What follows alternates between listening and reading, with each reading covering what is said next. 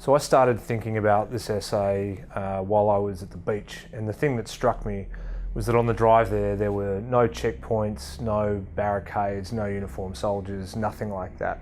I've been in a lot of war zones around the world. I did 2 tours in Iraq, 1 in Afghanistan. I spent time in the Solomon Islands looking at the hulks of ships and tanks from World War II.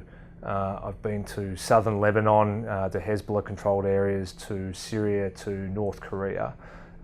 And all of that has reminded me just how lucky we are to be in a place like Australia where we don't have to talk about war too often. But that's a problem too. We're building a new defence force. We're upping our spending on defence from $32 billion a year to $45 billion a year.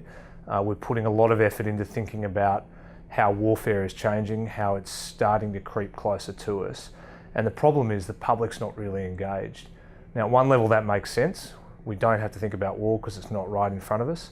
But on another level, that's really curious. We've been sending soldiers to places for the last 15 years. And often the political debate has been, should we go or should we not? Not how do we go and where does it leave us and what have we achieved? One of the big problems is the debate on Iraq hasn't been resolved in Australia. The positions have ossified.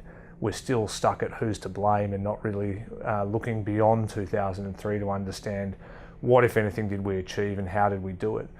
We haven't drawn the right lessons from Iraq either. We're applying a template to some of the conflicts or tension points that we're facing at the moment. One of those is the South China Sea, where Australia's interests are critically engaged, where the US, I think, is doing the right thing, particularly trying to support some of the smaller countries, and where, although there's only a small risk that things could go wrong, if they did, it would have big consequences for Australia. So we need to take another look. We need to think more seriously about how we engage with the problems of the world, what kind of role we can play, how we make decisions about using military force, and how we put checks and balances around that. Prime Ministers have a lot of power.